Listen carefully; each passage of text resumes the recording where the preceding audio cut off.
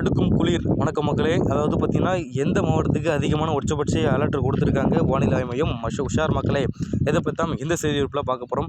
அதுக்கு முன்னாடி நம்மளோட சேனல் வந்திருக்கீங்கன்னா மறக்காமல் சப்ஸ்கிரைப் பண்ணிக்கோங்க. பக்கத்தில் இருக்க பெல் ஐக்கன் கிளிக் பண்ணி ஆன்லைன் பண்ணிக்கோங்க.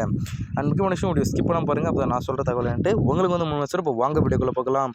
குறிப்பாக இது குறித்து சென்னை வானிலை ஆய்வு மையம் வெளியிட்ட இந்த அறிக்கையில் என்ன சொல்ல வராங்கன்னா, ஒரு வளிமண்டல கிழக்கு சுழற்சி நிலவரத்தால் குறிப்பாக கிழக்கு திசை காற்றினுடைய வேகம் மாறும் காரணமாக இன்று தென் தமிழக குறிப்பாக கடலோர மாவட்டங்கள் மற்றும் டெல்டா மாவட்டங்களில் ஓரிரு இடங்களிலும் காரைக்கால் பகுதிகளிலும் லேசான மழை பெய்யக்கூடும் அப்படின்ட்டு சொல்ல வந்த நிலையில் தான் தற்போது இதர தமிழகம் மற்றும் அதனுடைய புதுச்சேரி வறண்ட வானிலை நிலவக்கூடும் அப்படின்ட்டு சொல்லியிருக்காங்க. இந்த பகுதியெல்லாம் குறிப்பாக ஈரோடு, நாமக்கல், சேலம், திருச்சி, கரூர் மாவட்டங்களில் அதிகாலை வேளையில் ஒரு பனிமூட்டம் நிலவக்கூடும் அப்படின்ட்டு சொல்லியிருக்காங்க மக்களே.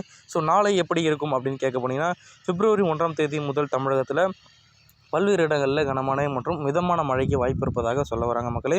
ஸோ அடுத்த ஒரு வாரத்துக்கு பொறுத்த மட்டும் பிப்ரவரி 22ஆம் தேதி மேற்கு தொடர்ச்சி மலை மாவட்டங்களில் ஓரிரு இடங்களிலும் லேசான மழை வந்து பெய்யக்கூடும் அப்படின்ட்டும் சொல்லியிருக்காங்க. ஸோ இதர தமிழகம் மற்றும் புதுவை மற்றும் காரைக்கால் பகுதியில் ஒரு வறண்ட வானிலை நிலவக்கூடும் அப்படின்ட்டும் எதிர்பார்க்கப்படுவதாக சொல்கிறாங்க.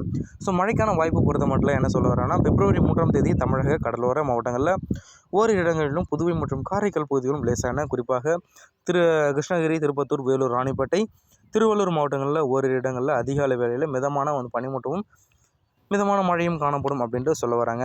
ஸோ பிப்ரவரி 5ஆம் தேதி பொறுத்த மட்டும் தமிழகத்தில் ஓரிரு இடங்களிலும் புதுவை மற்றும் காரைக்கால் பகுதிகளிலும் லேசான மழையும் கொடுக்க வல்லதாக சொல்ல வராங்க.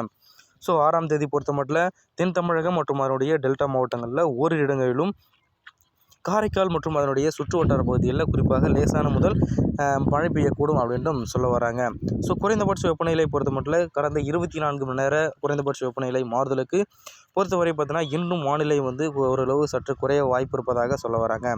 ஸோ இது போன்ற இன்ஃபர்மேஷன் மற்றும் மழை பற்றிய கூடுதல் தகவலை உடனுக்குடன் துல்லியமாக தெரிஞ்சிடும் அப்படின்னு நினச்சிங்கன்னா மறக்காமல் சப்ஸ்கிரைப் பண்ணிக்கோங்க. பக்கத்தில் இருக்க பெல் ஐக்கனை கிளிக் பண்ணி ஆல் ரெடி பண்ணிக்கோங்க.